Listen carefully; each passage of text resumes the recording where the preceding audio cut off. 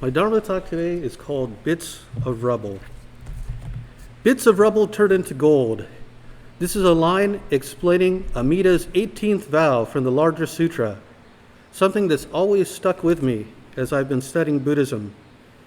Shinran quotes it in his Notes on Essentials of Faith Alone, illustrating the way that the compassion of the Dharma teachings embraces everyone, no matter who they are, and transforms us ordinary, ignorant beings.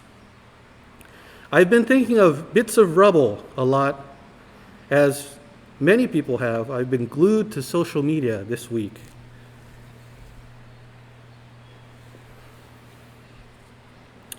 On top of the continuing coronavirus pandemic, record unemployment in the United States, this week saw anti-police brutality protests break out after the killing of George Floyd, a black man from Minneapolis. Many of our cities on the mainland are on fire. An expression of the frustration and despair of communities who have seen their friends and family suffering for decades from poverty, racism, lack of access to schools and healthcare, and leaders who refuse to listen. Armored police are walking around the streets of our major cities equipped like an invading army. Cause and effect, the karmic conditions from the distant past that have led us to this moment, seems to be almost overwhelming. There's so many things happening right now. There's the quote, "There are decades where nothing happens, but there are weeks where decades happen." It feels like so much is going on in the world right now, it's very easy to be overwhelmed, feeling unable to make any kind of positive change in this world, totally feeling useless. And that's how I felt this last week. Blayne Higa, the resident minister of Kona Hongwanji, posted a poem yesterday that captured my mood. He says, "I woke up and over 100,000, mostly people of color, had died of COVID-19. I woke up and George Floyd, a black man, was killed by a white police officer who took a knee on his neck for 8 minutes.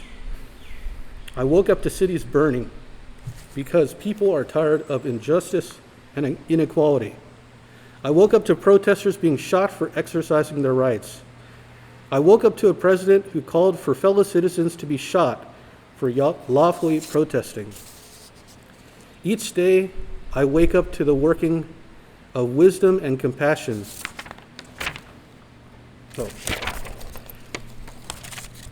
I woke up to white protesters with guns allowed to enter a state capitol and disrupt a legislature in session without penalty.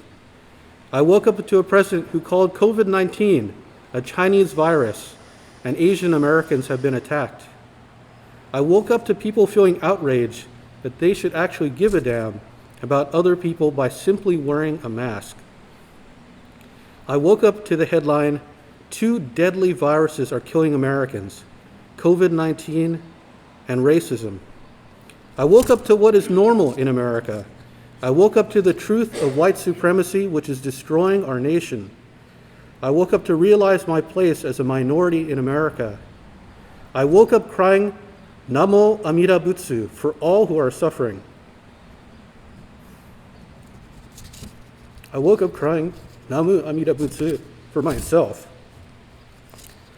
I woke up crying, "Namu Amida Butsu," for the healing of our communities. I woke up crying, "Namu Amida Butsu," because all I can do is entrust. Every day I wake up to the working of greed, hatred, and ignorance in our world. Every day I wake up to the working of wisdom and compassion, which has turned my heart towards justice and love. Every day I wake up to Namu Amida Butsu. Every day I wake up ready to help build the America that should be. Every day I wake up ready to try.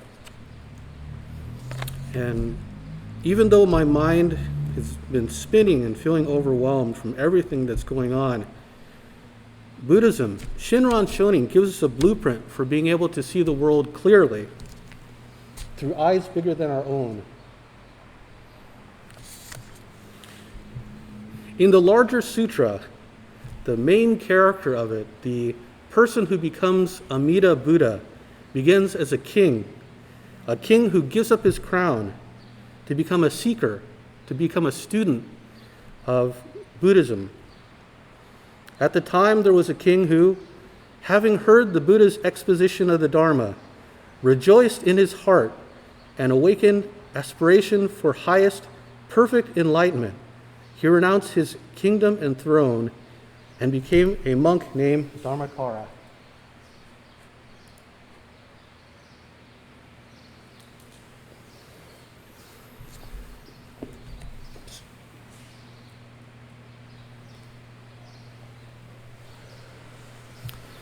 At the time of the larger sutra, the idea that a king would give up his crown is something that would be almost unheard of. Kings had to be killed by someone, had to be replaced or die of old age. Even Shakyamuni had been expected to become a king when he grew up. And his rejection of becoming a king, of becoming a military leader, was something that turned the entire world of India upside down. In the larger sutra, Dharmakara resolves to become a Buddha, and after 5 eons of thought, puts together these 48 vows to liberate all suffering beings. In particular, I've been thinking of the 3rd and 4th vow. Number 3, if, when I attain Buddhahood, humans and devas in my land should not all be the color of pure gold, may I not attain perfect enlightenment. Number 4, if, when I attain Buddhahood, humans and devas in my land should not all be of one appearance, and should there be any difference in their beauty, may I not attain perfect enlightenment. You could look at the 3rd and 4th vow and say, well, that seems kind of strange. You know, everyone becoming the same gold color, doesn't that seem kind of like it's erasing all these differences we have with each other? You know, all being of one appearance and of one beauty. Isn't that just conformity? Isn't that something that would be impossible for human beings to do?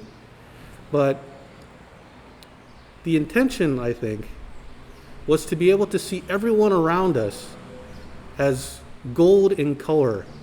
You know, not that they're actually like statues, like the statues that we have here in the temple, but being able to see people for who they are, to be able to see people without our lenses of prejudice and racism that, you know, color all of our eyesights.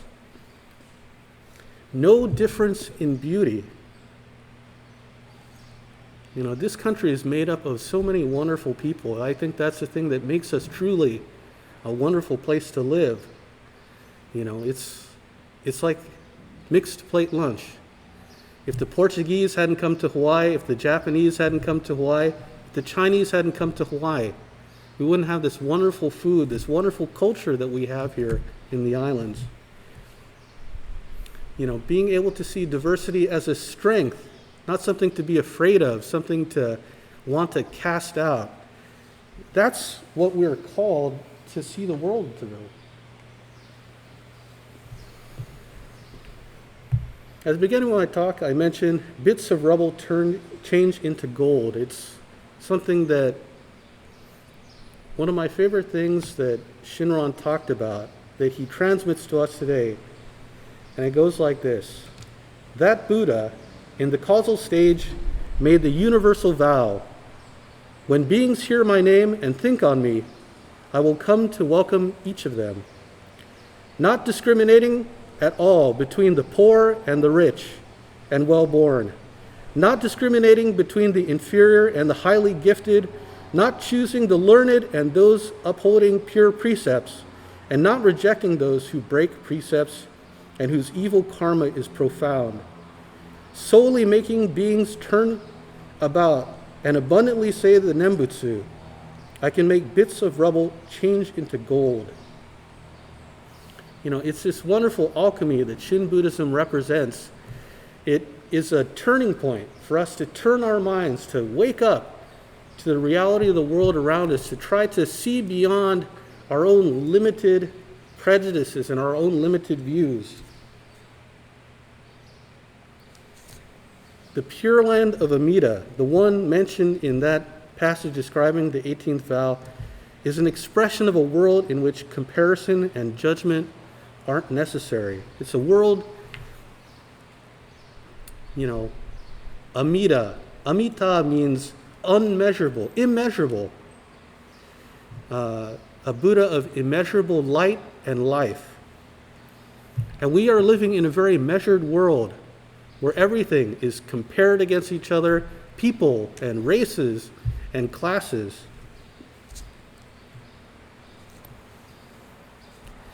This is represented by the king status that Dharmakara had before he gave it up and resolved to become Amida. Whether in India or Japan, the structure was very similar. The king is at the top, and the people who are less and less useful to him would be at the bottom. And in fact, in many cultures like India and Japan, there was lower levels even still. People who were outcast, untouchable, they would say.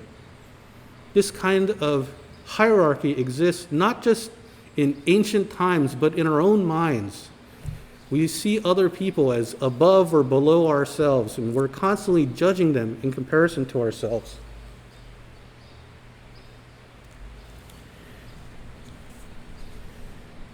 But again, Shinran Shonin asks us to listen to the Dharma, listen to what it's calling us to do, and to see beyond this. In the Tannisho, he says, "For all sentient beings, without exceptions, have been our parents and brothers and sisters in the course of countless lives in many states of existence." I said it last week, but we're only able to exist because of our connection to other people. Okage Samade is that I am because you are. That, what happens to a black man in Minneapolis, what happens to people all around the world affects us in ways that we can't even begin to imagine. That's the reality of interconnectedness, non-self. So we're all one human organism. We're all different parts of the human body, lungs, heart. And if one part of our body is sick, if the cancer of hate is infecting us, then it's going to spread throughout the whole thing. Shinran, Shakyamuni, our great teachers asked us to look beyond these stratifications of caste and race and to see that we're all dobo dogyo. We're all brothers and sisters walking the same path.